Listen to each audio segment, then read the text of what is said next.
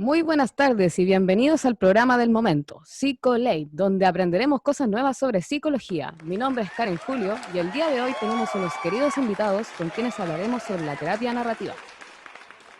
Bueno, para contarle un poco a nuestros espectadores de esta tarde, la terapia narrativa fue reconocida fuera de Australia, lugar donde fue creada por el archiconocido libro de White y Epstein en 1993, Medios narrativos para fines terapéuticos. Estos autores usaban certificados, cartas y todo tipo de documentos para lograr externalizar el problema y que la persona tuviera más espacio para crear una identidad distinta a la que el problema propone. Esta terapia se fundamenta a base del constructivismo, y el constructivismo plantea que el ser humano es constructor activo de su realidad y experiencias. Es decir, una característica importante de esta terapia es que el paciente co-construye su historia con la guía del terapeuta. El día de hoy, para poder profundizar un poco más sobre lo que consiste la terapia narrativa, tenemos a los siguientes invitados, a quienes espero que les den un fuerte aplauso. Tenemos a la psicóloga Natalia Figueroa, Francisco Quijada y Cristian Flores. Bienvenidos. Hola, Karen. hola. Gracias por la invitación. Sí, muchas gracias por invitarnos. Sí. Estamos muy contentos de estar aquí. Muchas gracias a ustedes por querer venir y por querer participar de nuestro querido programa PsicoLate. Bueno, cuéntenme un poco, ¿en qué consiste esta terapia narrativa?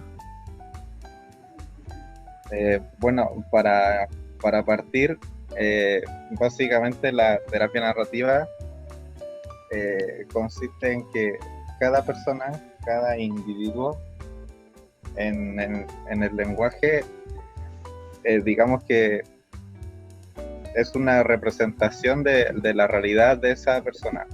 Entonces, dentro de la narrativa hay muchos mensajes, muchas cosas que las personas nos está diciendo, y lo que presupone esta terapia es que si uno modifica la narrativa de la persona, se puede cambiar, por ende, la manera en que esa persona percibe su mundo.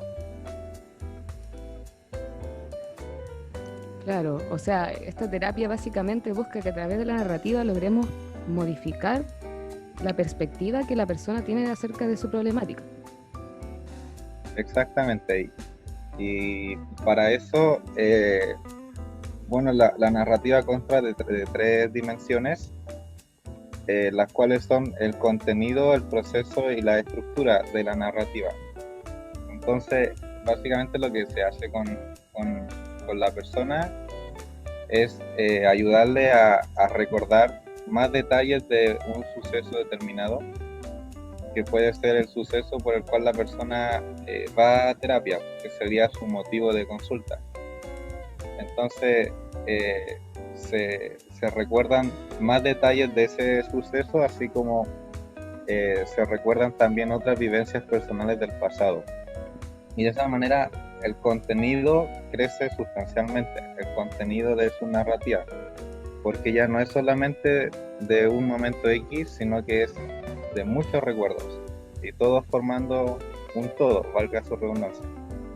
Y una vez que esos recuerdos son interiorizados por la persona, cambian la estructura de su modelo, de su manera de interpretar su realidad. Comprendo. Esta terapia narrativa se parece o tiene cierta similitud con lo que es la terapia cognitivo-conductual. Claro, o sea, sí. por lo que entendemos, la terapia cognitivo-conductual o el modelo cognitivo nos plantea a nosotros nos plantea que nosotros tenemos distintas percepciones de los eventos que ocurren en el ambiente, y que eso van a influir en la forma en que nosotros nos sentimos y en cómo nos comportamos. Pero, como todos sabemos, no todos percibimos, sentimos ni nos comportamos de la misma forma. Es por esto que es la forma de reaccionar o de percibir estos estímulos del ambiente no va a ser la misma, aunque sea la misma situación y se encuentren las personas en ese contexto. Claro. Sí, tiene la misma base. La diferencia es que en Coco se trabajan sobre los pensamientos y aquí se trabajaría sobre la narrativa. pero al final ambas tienen el mismo fin, que es cambiar la manera en que la persona interpreta la realidad, que muchas veces puede estar sesgada. Comprendo. Bueno, y dentro de esta terapia narrativa, ¿cuáles serían como los conceptos claves que podríamos identificar? Bueno, Karen, te cuento. Tenemos algunos conceptos clave, empezando por lo que es narrativa, ¿no? La narrativa asume que las identidades de las personas se construyen en función de las historias que éstas relatan acerca de sus vidas, ¿no? De su experiencia. Las historias se construyen con la unión de ciertos eventos vinculados en una secuencia a través de conforme pasa el tiempo y en torno a un tema en específico o a diversos temas, ¿no? Y estos eventos están asociados a significados particulares, los cuales construirían nuestra identidad, ¿no? Esta sensación de decir o de tener consciente de quién soy, ¿no? Luego, complementando lo que decía Francisco, con el hecho de nuestra narrativa, cómo expresamos nuestra narrativa, podemos hacerlo a través de una función denotativa, ¿no? Que vendría siendo el uso del lenguaje para señalar un objeto o algo tal cual es, ¿no? Como de una forma más concreta, ¿no? Más específica. Y luego podemos hacerlo por medio de la función connotativa, que esto ya vendría siendo un lenguaje en forma más metafórica, ¿no? Para expresar algo que queremos decir. Y la metáfora sería la traslación del sentido de las palabras a otro muy distinto. Cuando nosotros usamos la metáfora, el papel activo del significado de lo que queremos decir pasa a la parte que se metaforiza, ¿no? Lo que queremos decir lo metaforizamos, de manera que la auténtica naturaleza del objeto es la de la metáfora, ¿no? Ahí la persona, al expresar su narrativa, nos las plantea de una forma metafórica, no tan concreta ni particular como vendría siendo la función denotativa. Bueno, luego tenemos el pensamiento paradigmático, y este consta de, corresponde con un conocimiento sobre hechos estudiados en función de sí mismo, ¿no? Su forma literaria sería el informe, y no la narrativa, ¿no? El pensamiento paradigmático está más centrado en argumentos.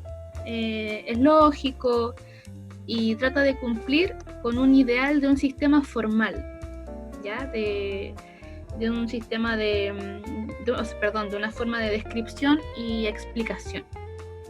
Claro, y algo más real, más acercado a lo científico, a lo que realmente es.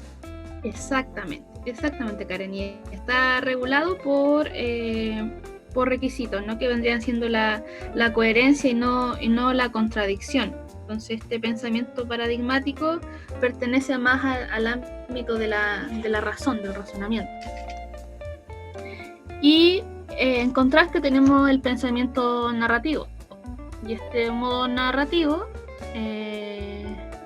da sentido a la experiencia a través de las historias elaboradas sobre ella. Está centrado en estudiar las intenciones y deseos de los humanos, así como las acciones que se desarrollan para conseguirlo. Entonces, el pensamiento narrativo estaría centrado más que nada en las emociones, ¿no? En los relatos, las experiencias cotidianas y, como acabo de decir, en las intenciones. Claro. Este pensamiento narrativo, como comentaba Francisco en un inicio, cuenta de va a estar compuesto como de estas tres partes: del contenido, el proceso y la estructura, ¿cierto? Claro, sí, exactamente. Claro, y aquí nosotros podemos nos damos cuenta que son bastante distintos, ¿no? Y podemos diferenciarlo de que en el modo narrativo, en el pensamiento narrativo, lo importante es convencer a la audiencia de la correspondencia entre la trama contada y la vida real. o sea, los datos aportados se interpretan no en función de lo que son, sino del significado que se les otorga dentro de la historia, ¿no? Es decir, dentro del contexto en que han sido contados estos hechos.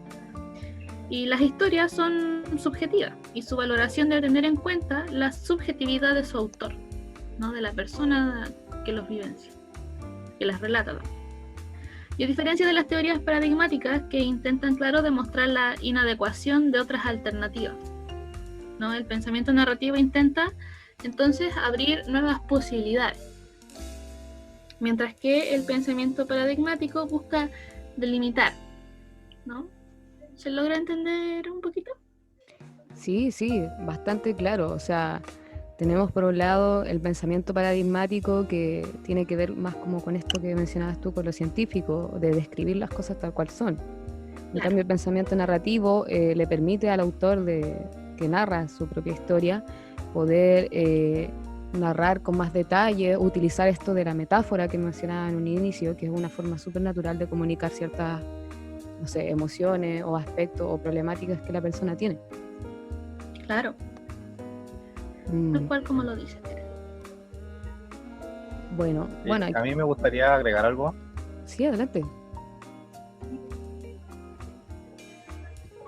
En esta terapia específicamente es importante hacer esta diferenciación porque lo que se ocupa aquí es más que nada el pensamiento narrativo, más que el paradigmático, porque en el pensamiento narrativo la persona solamente cuenta su historia y esa persona es dueño de su historia. En cambio, en el paradigmático, como se suele juzgar si es que algo es correcto o incorrecto, porque al ser más científico cae en el error a veces, si es que lo llevamos a psicoterapia, de decir si está bien o si está mal. En cambio, en el narrativo solamente es. Comprendo. Entonces, utilizar el pensamiento narrativo para la terapia narrativa nos va a permitir que el terapeuta, en este caso, que esté orientando la terapia, no caiga en lo que son los juicios o los prejuicios hacia el paciente. Cosa que sí pasaría en el pensamiento paradigmático que provoca que si hay un error dentro de lo establecido o dentro de lo dicho o de lo investigado, ya totalmente se tomaría esta situación como algo incorrecto y caería en lo que hablamos, en lo del juicio. Claro, ahora el pensamiento narrativo también tiene sus límites, porque el pensamiento narrativo también consta de 3 condiciones, que son la verosimilitud, la significación y la contextualidad. Entonces, por ejemplo, si una persona te narra una historia y te dice que atravesó un portal y apareció en otra dimensión, eso no es nada verosímil y además está totalmente alejado de cualquier contexto. Entonces tú podrías decir que esa persona está teniendo una alucinación, o si es abducida por los extraterrestres, también podría decir que es una alucinación. Entonces ahí sí caeríamos en la categoría de decir si está en lo cierto o no. Claro. ¿Entiendes? Entonces, si bien es cierto, el pensamiento narrativo no es de juzgar, pero también tiene como base el que la historia narrada sea verdaderamente creíble y que esté en un contexto basado en la realidad en la que nosotros vivimos. Claro, como decías tú, tiene estos límites porque es necesario tener cierta veracidad y cierta coherencia en lo que la persona esté narrando. Exactamente, sí. Interesante escucharlo, como más información acerca de esta terapia narrativa, algo totalmente novedoso para nuestros espectadores. Bueno, yo estaba revisando aquí más o menos las características que tiene la terapia narrativa. Les voy a nombrar algunas como para que las podamos discutir. Por ejemplo, aquí la primera dice que el problema y la persona es la persona. O sea, esto hace que se analicen los problemas separados de las personas y se asume que las personas tienen muchas habilidades, capacidades, competencias, creencias, valores, que les ayudarán a cambiar su relación con los problemas en sus vidas. ¿Qué me podrían decir respecto a eso? Bueno, me gustaría partir, si es que otro colega quisiera agregar después algo más.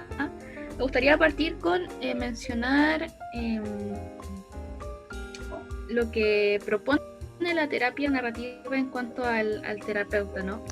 Tenemos a nuestro autor, que es Michael White, como tú lo mencionaste en un comienzo, quien propone que la terapia narrativa del terapeuta tiene una postura descentralizada pero influyente, ¿no? Este vendría siendo el guía.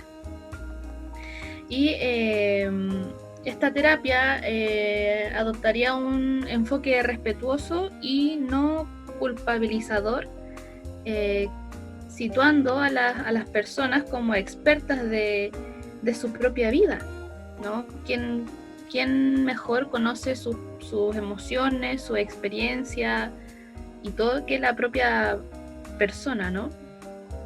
Y esto conlleva un cambio de conceptualización con respecto a quien busca ayuda. O sea, la persona que busca ayuda no está no consciente de lo que sucede, ¿no? De sí mismo. Pueden haber ciertos sesgos, ciertas perturbaciones, ¿no? Pero quien se va a conocer a fondo, a un 100%, por decirlo de alguna manera, como dije, es la misma persona. Entonces, no le llamamos paciente, ni cliente, como es en la terapia centrada en la persona de Rogers, sino que aquí le denominamos coautor del proceso de la terapia.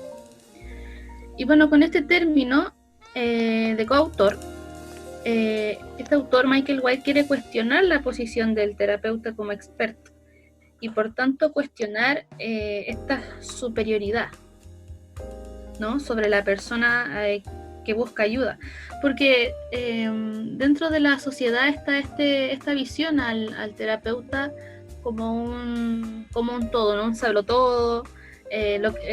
Pongámonos en una situación de lo que dijo el terapeuta, el psicólogo, es ley, ¿no? Es algo incuestionable.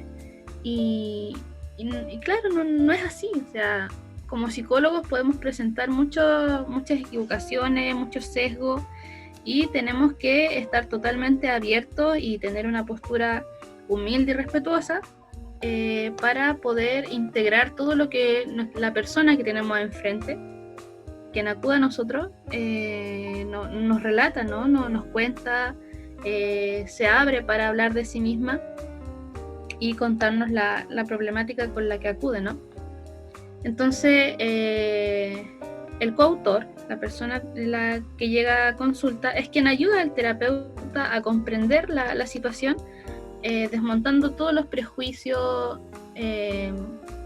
existentes que hay y facilitando a la autodescripción del problema, ¿no? De su propio problema.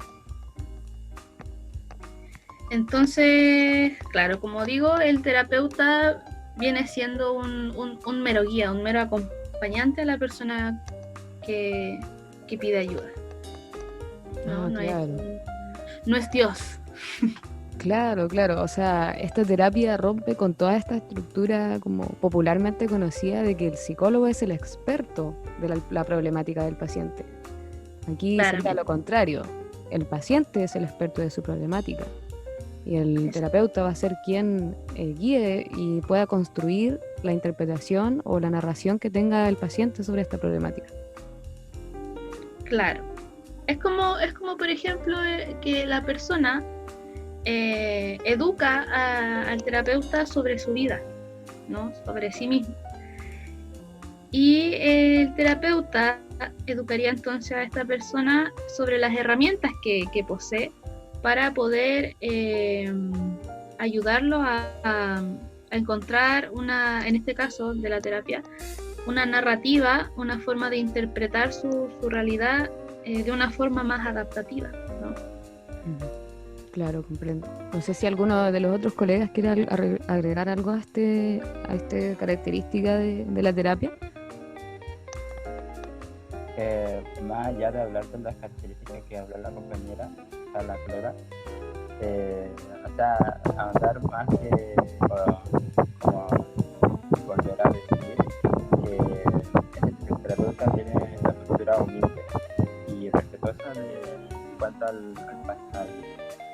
a la persona que viene a contar su historia y sus experiencias, que es el que conoce sus emociones, cómo está, cómo se siente. Entonces el terapeuta en este modelo, como dijo la colega, cambia de experto a acompañante de la persona que pide ayuda, siendo el terapeuta como el coautor del proceso terapéutico y la persona no vista como un cliente o un paciente. Claro. Sí, muchas gracias por lo que agregó usted, colega Cristian. Me va quedando mucho más claro. Bueno, y otra característica que tiene esta terapia es que la palabra historia tiene que ver con una serie de sucesos que están relacionados a través de una secuencia temporal y que están de acuerdo con un argumento determinado. Es decir, interpretamos lo que nos sucede y le damos un significado uniendo determinados hechos para darle un sentido, como mencionaba Natalia. Y este sentido final formaría el argumento de la historia. Pero para llegar a este sentido final hemos tenido que elegir ciertos sucesos y otros dejarlos fuera, probablemente porque no encajan con el argumento de la historia. ¿Qué me podrían decir respecto a eso?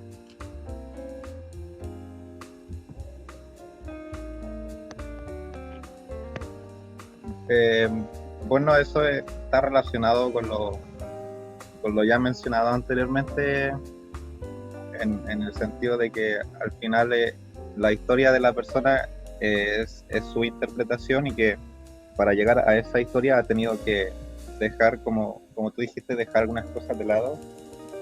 Entonces eso es una de las cosas que se trabaja en la terapia, para ser consciente de muchos detalles de la historia que quizás se dejaron fuera.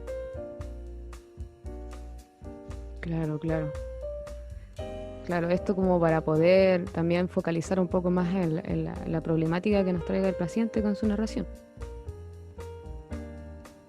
Sí. Bueno, y otra característica que aquí podemos contar sobre la terapia narrativa es que los relatos, mediante lo que damos sentido a nuestra experiencia, están influidos sobre todo por factores culturales y sociales, que fue un poco lo que dijo Natalia al explicar lo que era la narrativa. Esto me hace mucho sentido porque somos seres que estamos en un contexto, o sea, no estamos solos en este mundo. Vivimos en sociedad, vivimos en cultura, que también van a determinar mucho la forma en que vamos a percibir o la forma en que vamos a comportarnos ante ciertas situaciones. Claro, en ese sentido, la cultura, digamos que enseña los valores de una sociedad, entonces quizás más musulmana, quizás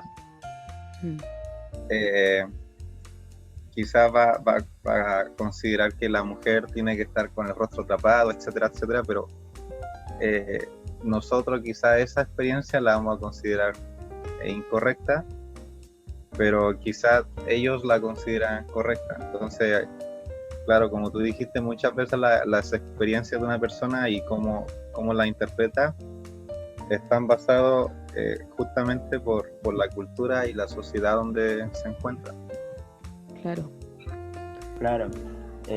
como dice Francisco, hay que entender la cultura y en la sociedad que el sujeto se formó, en el que vive, ya que entendiendo su cultura y la sociedad en que está, podemos entender mejor a la persona, a la narrativa del, del paciente, de la persona. Claro, y algo que me gustaría a mí también agregar a lo que dicen los colegas es que es la persona, el coautor, quien va a desmontar los prejuicios ante el terapeuta, ¿no? Porque nos puede llegar una persona de alguna religión en específico, de alguna raza, ¿no? De alguna clase social, género, qué sé yo, etcétera. Ahí tenemos una gama bien amplia y no podemos no recibirla, ¿no? Y quién va a ser mejor para poder entender a quien nos llega que la propia persona que nos eduque, de como había mencionado en un principio, si esta persona tiene una religión, ¿quién mejor para educarnos que él o ella misma, ¿no? Claro, claro, desde su vivencia y experiencia dentro del contexto sociocultural que esté viviendo. Claro, exactamente. Bueno, otra característica es que el lenguaje sirve de mediador en estos procesos interpretativos. Por medio de él definimos y mantenemos nuestros pensamientos y sentimientos, incluido lo que es como nuestro monólogo interior, o sea, cuando nosotros hablamos como en nuestra mente con nosotros mismos. Claro. Sí, yo eso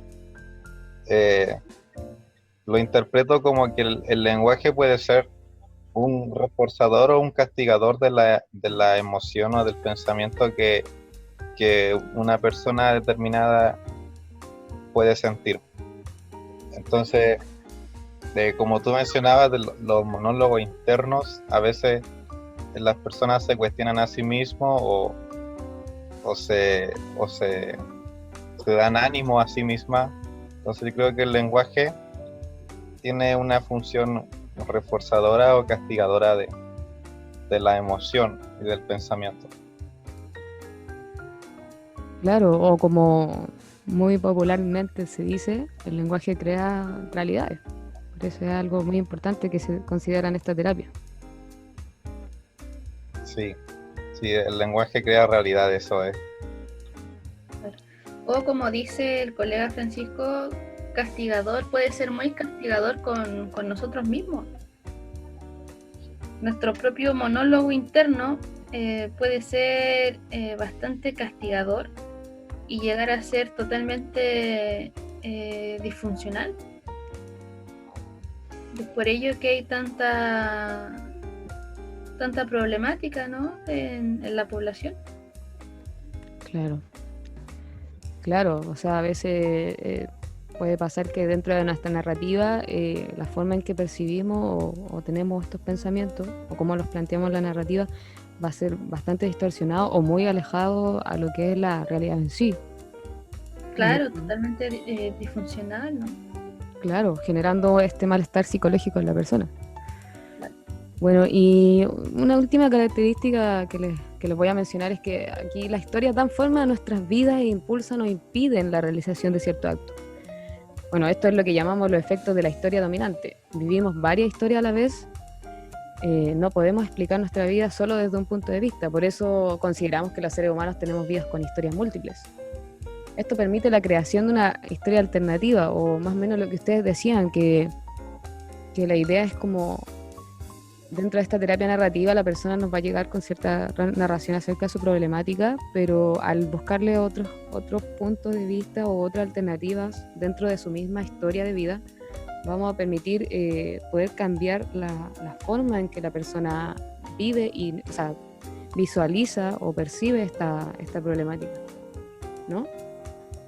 Claro, la idea de hacer la terapia en sí, narrativa, es para que la persona amplíe o vea de otra forma su historia, su vivencia, su experiencia, que cambie quizá esta narrativa que quizá es algo deficiente o que produce malestar.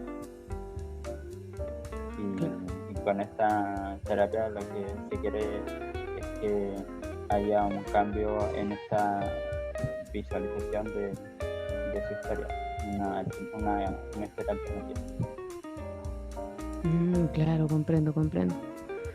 Bueno, Y como tú decías también, la historia del pasado a veces predisponen a las personas a hacer algo determinado o a no hacerlo.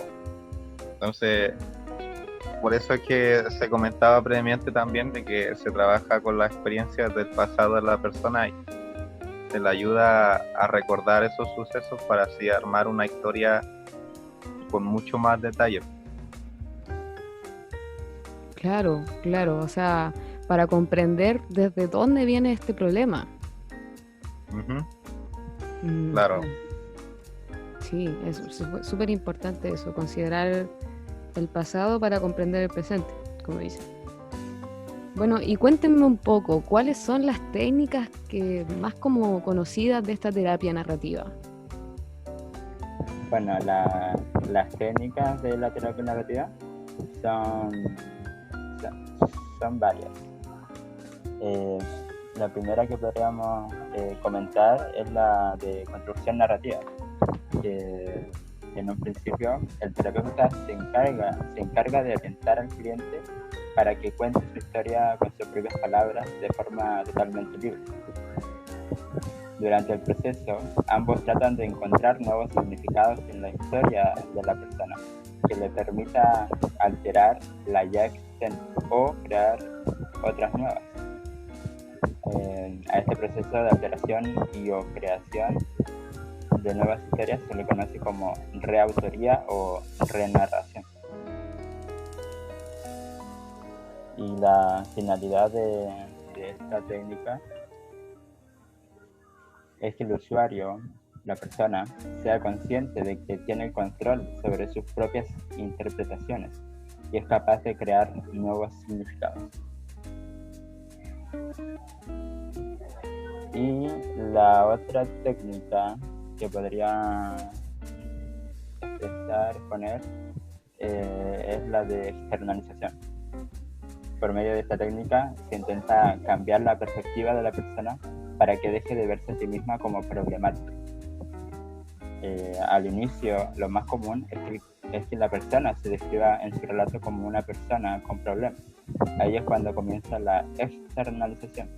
El terapeuta lo irá reorientando para separar sus problemas de su propia identidad o percepción interna. Cuando el cliente va dejando de verse como una persona problemática, es entonces cuando se puede percibir que sus desafíos personales puede superarlos. Parece sencillo, pero sin embargo esta técnica es a menudo un gran desafío para el terapeuta. Claro, es un gran desafío porque es difícil poder como lograr este cambio tan rápido, o sea, lleva su tiempo, es un proceso. Es difícil que la persona separe de la visión del problema a su visión como persona. No sé si los colegas quieren agregar algo más respecto a las técnicas o comentar algo. Yo personalmente no, la verdad. O sea, encuentro que el colega lo explicó bien. Ya. Bueno, agradecerles por venir al programa el día de hoy. Creo que nos vamos con mucha y muy buena información nueva respecto a la terapia narrativa. Espero que los espectadores, si es que tienen preguntas sobre este tema, nos envíen sus mensajes o sus comentarios usando el hashtag Psicolate, hashtag terapia narrativa, para que nuestros invitados en nuestro foro de la página de nuestra radio puedan responder todas sus dudas y consultas, ¿ya? Bueno, no sé si hay algo más que quieran comentar nuestros invitados. Agradecer nada más la invitación, fue bastante grato poder conversar un poco sobre algo un tanto desconocido para la población. Un placer estar aquí y espero que nos vuelvan a invitar. Claro, claramente. Por supuesto, van a ser cordialmente invitados a un próximo programa. Bueno, si no hay nada más que decir, le agradecemos nuevamente a nuestros invitados, le agradecemos a nuestros espectadores por estar atentos a cada programa y nos vemos nuevamente en un siguiente programa de Psicolate. Muchas gracias y buenas tardes.